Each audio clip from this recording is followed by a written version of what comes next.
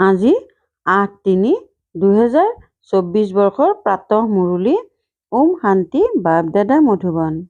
আজি বাবাই কৈছে, মৰমৰ সন্তানসকল, পিতাৰ পৰা শক্তিৰ কিৰণ প্ৰাপ্ত কৰিবলৈ সুবাসিত ফুল হোৱা।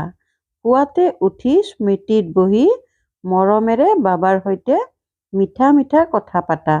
প্ৰশ্ন: পিতাক সকলো সন্তানে পুৰুষাৰ্থ অনুসৰি স্মৰণ কৰে, কিন্তু পিতাই কোনসকল সন্তানক স্মৰণ কৰে? উত্তৰ: যিসকল সন্তান বৰ অমায়িক, যিসকলে সেৱাৰ বাহিৰে অন্য একো নেদেখে, যিসকলে অতি প্ৰেমেৰে পিতাক স্মৰণ কৰে আৰু আনন্দত প্ৰেমৰ চকু লোবোৱায়, তেনেকুৱা সন্তানসকলক পিতায়ো স্মৰণ কৰে। পিতাৰ দৃষ্টি ফুলৰ প্ৰতিহে যায়। পিতাই কয়, অমুক আত্মাটি বৰ ভাল, তেওঁ য'তেই সেৱা দেখে তালৈকে যায়, অনেকৰ কল্যাণ কৰে, সেয়েহে পিতাই তেওঁক স্মৰণ কৰে। ওম শান্তি। পিতাই বহি সকলো আত্মাক বুজাই শৰীৰো স্মৃতিলৈ আহে, সেইদৰে আত্মাও স্মৃতিলৈ আহে। শৰীৰ অবিহনে আত্মা স্মৃতিলৈ আনিব নোৱাৰি। এইটো বুজা যায় যে এই আত্মাটি ভাল, এওঁ বহিৰ্মুখী, এওঁ এইখন জগতত ভ্ৰমণ আদি কৰিব বিচাৰে। এওঁ সেইখন জগতক পাহৰিছে। প্ৰথমে তেওঁৰ নাম ৰূপ সন্মুখত আহে, অমুকৰ আত্মাক স্মৃতিলৈ অনা হয়। অমুকৰ আত্মাই ভাল সেৱা কৰে, এওঁৰ বুদ্ধিযোগ বাবাৰ সৈতে আছে, এওঁৰ এইটো এইটো গুণ আছে। প্ৰথমে শৰীৰক স্মৃতিলৈ আনিলে তেতিয়া আত্মা স্মৃতিলৈ আহে। প্ৰথমে শৰীৰ স্মৃতিলৈ আহিব, কাৰণ শৰীৰ স্থূল, ডাঙৰ বস্তু। পাছত আত্মা, যি অতি সূক্ষ্ম, সেয়া স্মৃতিলৈ আহিব। এই বিশাল শৰীৰটোৰ কোনো মহিমা কৰা নহয়, আত্মাৰহে মহিমা কৰা হয়। এওঁৰ আত্মাই বহুত ভাল সেৱা কৰে, অমুকৰ আত্মা এওঁতকৈ ভাল। প্ৰথমতেতো শৰীৰ স্মৃতিলৈ আহে। পিতাইতো অনেক আত্মাক স্মৰণ কৰিবলগীয়া হয়, শৰীৰৰ নাম স্মৃতিলৈ নাহে, কেৱল ৰূপ সন্মুখত আহে। অমুকৰ আত্মা বুলি কওঁতে শৰীৰটো নিশ্চয় স্মৃতিলৈ আহে। যেনেকৈ বুজিছা যে এই ককাৰ শৰীৰত শিৱ বাবাই প্ৰৱেশ কৰে, জানা যে এওঁৰ শৰীৰত শিৱ বাবা থাকে, শৰীৰ নিশ্চয় স্মৃতিলৈ আহিব। সোধে, আমি কেনেকৈ স্মৰণ কৰিম? শিৱ বাবাক ব্ৰহ্মাৰ শৰীৰত স্মৰণ কৰোঁ নে পৰমধামত স্মৰণ কৰোঁ? বহুতৰে প্ৰশ্ন উদয় হয়। বাবাই কয়, স্মৰণটো আত্মাকহে কৰিব লাগে, কিন্তু শৰীৰটোও নিশ্চয় স্মৃতিলৈ আহে। প্ৰথমে শৰীৰ, পাছত আত্মা। বাবা এওঁৰ শৰীৰত বহি আছে, তেন্তে নিশ্চয় শৰীৰ স্মৃতিলৈ আহিব। অমুক শৰীৰধাৰী আত্মাত এইটো গুণ আছে। বাবাইও চাই থাকে, কোনে মোক স্মৰণ কৰে, কাৰ বহুত গুণ আছে, কোনটো কোনটো ফুলৰ সুবাস আছে। ফুলৰ প্ৰতি সকলোৰে মৰম থাকে। ফুলৰ থোপা সাজে, সেয়া ৰজা, ৰাণী, প্ৰজা, ভিন্ন ভিন্ন ফুল, পাত আদিৰে সাজে। পিতাৰ দৃষ্টি ফুলৰ ফালেহে যায়, কব, অমুক আত্মাটি বৰ ভাল, বহুত সেৱা কৰে। আত্মা অভিমানী হৈ পিতাক স্মৰণ কৰি থাকে। য'তেই সেৱা দেখে তলৈকে থপলিয়াই যায়। তথাপি ৰাতিপুৱা উঠি স্মৃতিত বহিলে তেতিয়া কাক স্মৰণ কৰে? শিৱ বাবাক পৰমধামত স্মৰণ কৰে নে মধুবনত স্মৰণ কৰে? বাবা স্মৃতিলৈ আহে নহয়, এওঁৰ শৰীৰত শিৱ বাবা আছে, কিয়নো পিতাটো এতিয়া তললৈ আহি গ'ল, মুৰলী শুনাবলৈ তললৈ আহিছে। এওঁৰ নিজৰ ঘৰততো কোনো কাম নহ'ব, তালৈ পৰমধামলৈ গৈ কি কৰিব? এই ব্ৰহ্মাৰ শৰীৰটোতেই প্ৰৱেশ কৰে। সেয়েহে প্ৰথমে শৰীৰ নিশ্চয় স্মৃতিলৈ আহিব লাগে, তাৰ পাছত আত্মা। অমুকৰ শৰীৰত যিটো আত্মা আছে সেইটো বহুত ভাল, অনন্য। এওঁ সেৱাৰ বাহিৰে আন একোৱেই ভাবিব নোৱাৰে, বৰ অমায়িক। বাবা বহি আছে, সকলোকে চাই থাকে। অমুক কন্যাটি বৰ ভাল, বহুত স্মৰণ কৰে, বন্ধনত থকা কন্যাসকলে বিকাৰৰ কাৰণে কিমান মাৰ খাবলগীয়া হয়, কিমান যে প্ৰেমেৰে স্মৰণ কৰে। যেতিয়া বহুত স্মৰণ কৰে তেতিয়া আনন্দত প্ৰেমৰ চকুলো ওলাই আহে। কেতিয়াবা কেতিয়াবা সেই চকু পানী সৰিও পৰে। বাবাৰ আৰু অন্য কি কাম আছে, সকলোকে স্মৰণ কৰে। বহুত কন্যা স্মৃতিলৈ আহে। অমুকৰ আত্মাত শক্তি নাই, পিতাক স্মৰণ নকৰে, কাকো সুখ নিদিয়ে, তেওঁলোকে নিজৰেই কল্যাণ নকৰে। পিতাইতো এয়াই বিচাৰ কৰি থাকিব। স্মৰণ কৰা মানে শক্তিৰ কিৰণ দিয়া। আত্মাৰ সংযোগ পৰমাত্মাৰ সৈতে থাকে নহয়। এদিন আহিব যেতিয়া সন্তানসকল বহুত যুগযুক্ত হৈ থাকিব। এওঁ যদি কাৰোবাক স্মৰণ কৰে তেতিয়া তৎক্ষণাৎ সাক্ষাৎকাৰ হ'ব। আত্মাটো সূক্ষ্ম বিন্দু, সাক্ষাৎকাৰ হ'লেও কোনেও বুজিব নোৱাৰে, তথাপিও শৰীৰহে স্মৃতিলৈ আহে। আত্মা হৈছে সূক্ষ্ম, কিন্তু পিতাক স্মৰণ কৰিলে তেওঁৰ আত্মা পাৱন হৈ গৈ থাকে। বাগিচাত বিভিন্ন ধৰণৰ ফুল থাকে। বাবাইও চাই এওঁ বহুত ভাল সুবাসিত ফুল। এওঁ ইমান নহয়, সেয়েহে পদবীও কম হ'ব। যিসকল বাবাৰ সহায়কাৰী হয় তেওঁলোকে উচ্চ পদ প্ৰাপ্ত কৰে। সেৱাও যিসকলে পিতাক স্মৰণ কৰে ব্ৰাহ্মণৰ পৰা স্থানান্তৰিত দেৱতা হয়।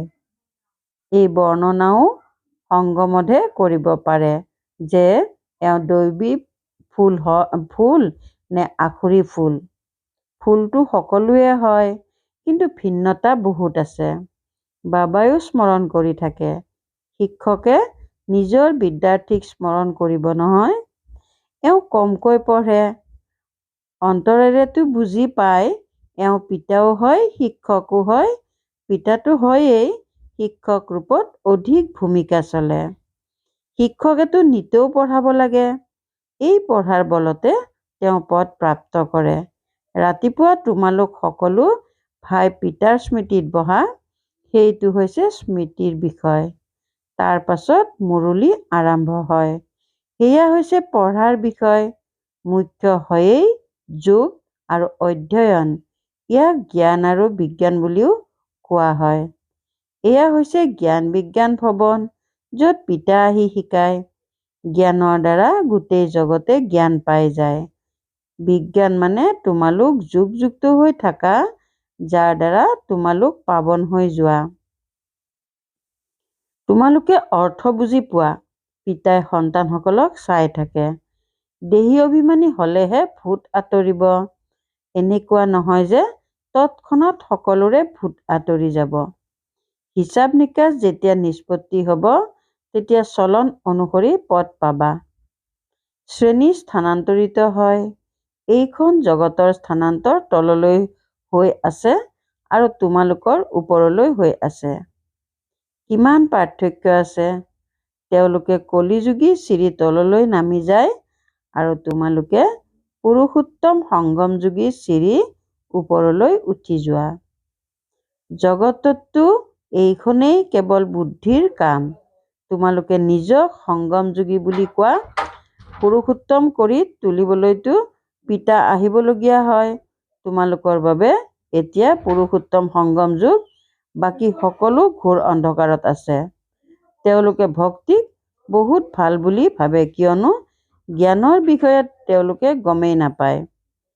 তোমালোকে এতিয়া জ্ঞান পাইছা, সেয়েহে তোমালোকে বুজি পোৱা। জ্ঞানৰ এটা টিলিকতে আধা কল্পৰ বাবে আমি ঊৰ্ধ্বত গুচি যাওঁ। আকৌ তাত জ্ঞানৰ কথাও নাথাকিব। এই সকলো কথা মহাৰথী সন্তানসকলেহে শুনি ধাৰণ কৰি শুনাই থাকিব। বাকী সকলোতো ইয়াৰ পৰা ওলাল আৰু শেষ। কৰ্ম, অকৰ্ম আৰু বিকৰ্মৰ ৰহস্যও কেৱল ভগৱানেহে বুজায়। এয়া হৈছে কল্পৰ সংগম যুগ। যেতিয়া পুৰণি সৃষ্টিৰ বিনাশ আৰু নতুন সৃষ্টিৰ স্থাপনা হয়, বিনাশ সমাগত। তোমালোক সংগম যুগত থিয় হৈ আছা আৰু আন মনুষ্যৰ বাবে কলি যুগ চলি আছে। কিমান ঘোৰ অন্ধকাৰ অৱনমিতেই হৈ থাকে। কোনোবাতো অৱনমিত কৰাৰ নিমিত্তও থাকিব, সেয়া হৈছে ৰাৱণ। বাস্তৱত এই সভাত কোনো পতিত বহিব নোৱাৰে।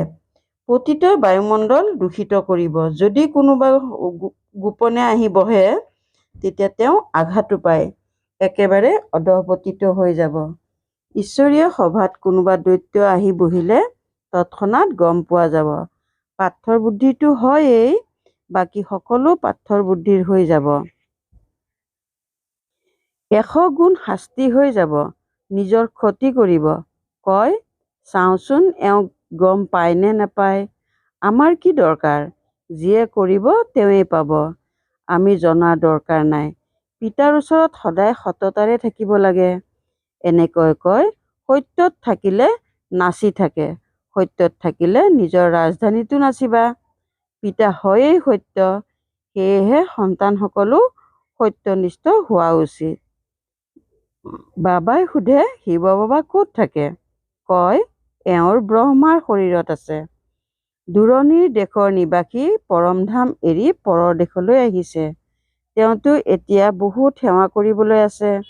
পিতাই কয়, মই ৰাতিয়ে দিনে ইয়াত সেৱা কৰিবলগীয়া হয়। বাৰ্তাবাহকসকলক, ভক্তসকলক সাক্ষাৎকাৰ কৰাব লাগে। আছেতো ইয়াতেই, তাততো কোনো সেৱা নাই। সেৱা অবিহনে বাবাই সুখেই নাপায়। গোটেই জগতৰ সেৱা কৰিব লাগে। সকলোৱে আহ্বান কৰে, বাবা আহক। বাবাই কয়, মই এই ৰথত আহোঁ। তেওঁলোকে আকৌ ঘোঁৰা গাড়ী দেখুৱাই দিছে। এতিয়া ঘোঁৰা গাড়ীত শ্ৰীকৃষ্ণ বহিব কেনেকৈ? এনেকুৱাও নহয় যে ঘোঁৰা গাড়ীত বহাৰ চখ থাকে। দেহী অভিমানী আৰু দেহ অভিমানী হোৱাৰ কথাটো সংগম যুগতহে থাকে, আৰু পিতাৰ বাহিৰে কোনেও এই কথাবোৰ বুজাব নোৱাৰে।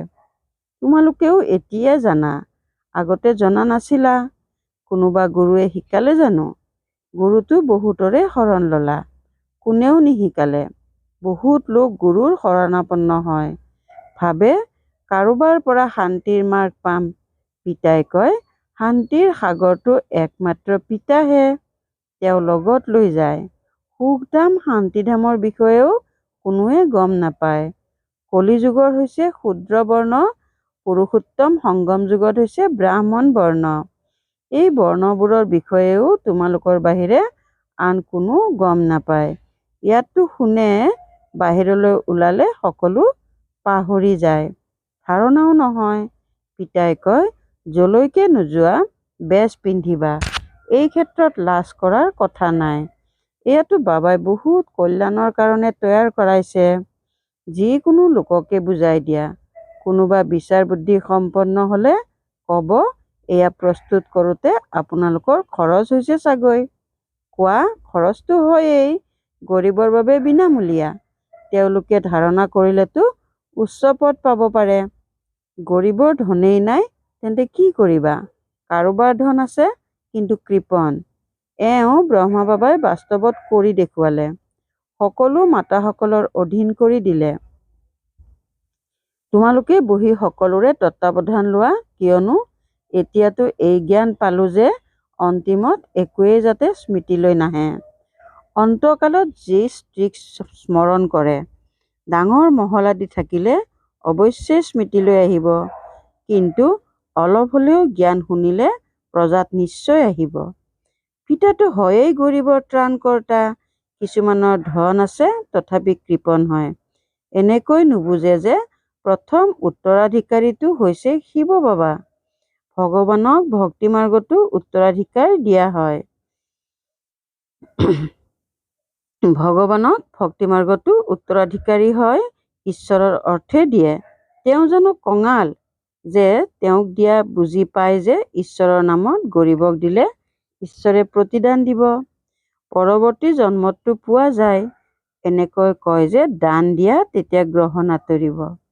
পিতাক সকলো দি দিলা, শৰীৰ, মিত্ৰ সম্বন্ধীয় আদি সকলো বাবাক সমৰ্পণ কৰি দিলা। এয়া সকলো আপোনাৰ। এই সময়ত গোটেই জগতত গ্ৰহণ লাগি আছে। সেয়া কেনেকৈ 1 ছেকেণ্ডত আঁতৰি যায়, কলাৰ পৰা কেনেকৈ বগা হয়, এয়া এতিয়া কেৱল তোমালোকেহে জানা আৰু আনক বুজোৱা। যিয়ে কয় আমি ভিতৰি বুজি পাওঁ, কিন্তু আনক বুজাব নোৱাৰো, তেওঁলোকে কোনো কামৰ নহয়। পিতাই কয়, দান দিয়া, তেতিয়া গ্ৰহণ আঁতৰিব। মই তোমালোকক অবিনাশী ৰত্ন দিওঁ, সেয়াত সকলোকে দি যোৱা, তেতিয়া ভাৰত তথা সমগ্ৰ জগতত যি ৰাহুৰ গ্ৰহণ লাগি আছে সেয়া আঁতৰি যাব আৰু বৃহস্পতিৰ দশা বহি যাব। বৃহস্পতিৰ দশা আটাইতকৈ উত্তম। এতিয়া তোমালোকে জানা, বিশেষকৈ ভাৰত আৰু সাধাৰণভাৱে গোটেই জগতত ৰাহুৰ গ্ৰহণ লাগি আছে। সেয়া কেনেকৈ আঁতৰিব? এওঁতো পিতা হয়। পিতাই তোমালোকৰ পৰা পুৰণি বস্তু লৈ নতুন দিয়ে। ইয়াক বৃহস্পতিৰ দশা বুলি কোৱা হয়। মুক্তিধামলৈ যাওঁতাসকলৰ বাবে বৃহস্পতিৰ দশা বুলি কোৱা নহ'ব। ভাল বাৰু, অতি মৰমৰ কল্পৰ পাছত পুনৰাই মিলিত হোৱা সন্তানসকলৰ প্ৰতি মাতা পিতা বাপ দাদাৰ স্নেহপূৰ্ণ স্মৰণ আৰু সুপ্ৰভাত। আত্মিক পিতাৰ আত্মিক সন্তানসকলক নমস্কাৰ। ধাৰণাৰ বাবে মুখ্য সাৰ 1 নম্বৰ, সদায় আনন্দত নৃত্য কৰি থাকিবলৈ হ'লে সত্য পিতাৰ লগত সদায় সততাৰে চলিব লাগে। একোৱে গোপন কৰি ৰাখিব নালাগে। 2 নম্বৰ, পিতাই যি অবিনাশী ৰত্ন দিয়ে সেয়া সকলোকে বিলাই দিব লাগে। লগতে শিৱ বাবাক নিজৰ উত্তৰাধিকাৰী কৰি সকলো সফল কৰিব লাগে। এই ক্ষেত্ৰত কৃপণ হ'ব নালাগে। বৰদান, বিন্দু আৰু টোপালৰ মহত্বক বুজি নিজৰ শ্ৰেষ্ঠ স্থিতি গঢ়োতা সিদ্ধিস্বৰূপ হোৱা। বিন্দু আৰু টোপালৰ মহত্বক বুজি নিজৰ শ্ৰেষ্ঠ স্থিতি গঢ়োতা সিদ্ধিস্বৰূপ হোৱা। শিৱ পৰমাত্মাৰ পূজাত এক বিন্দুৰ বিশেষত্ব আছে, আনটো টোপালৰ বিশেষত্ব আছে। দুয়োটাৰে নিজৰ মহত্ব আছে। আত্মা, পৰমাত্মা আৰু প্ৰকৃতিৰ এই খেল অৰ্থাৎ ড্ৰামা তিনিটাৰে জ্ঞান বাস্তৱ জীৱনত বিন্দুৱেই অনুভৱ হয়। আৰু টোপাল হৈছে সংকল্পৰ স্মৃতি, যাৰ দ্বাৰা মিলনৰ সিদ্ধিৰ অনুভৱ হয়। আত্মিক বাৰ্তালাপত প্ৰাপ্তিৰ শীতল টোপাল পিতাৰ প্ৰতি অৰ্পণ কৰা, ইয়াৰ দ্বাৰাই স্থিতি শ্ৰেষ্ঠ হৈ যায়। ইয়াৰে স্মাৰক ভক্তিটো প্ৰচলিত হৈ আহিছে। শ্লোগান, অধিক কথা কৰিলে মগজৰ শক্তি কম হৈ যায়, সেইকাৰণে চমুকৈ আৰু মধুৰতাৰে কোৱা। অধিক কথা কৰিলে মগজৰ শক্তি কম হৈ যায়, সেইকাৰণে চমুকৈ আৰু মধুৰতাৰে কোৱা। ওম শান্তি।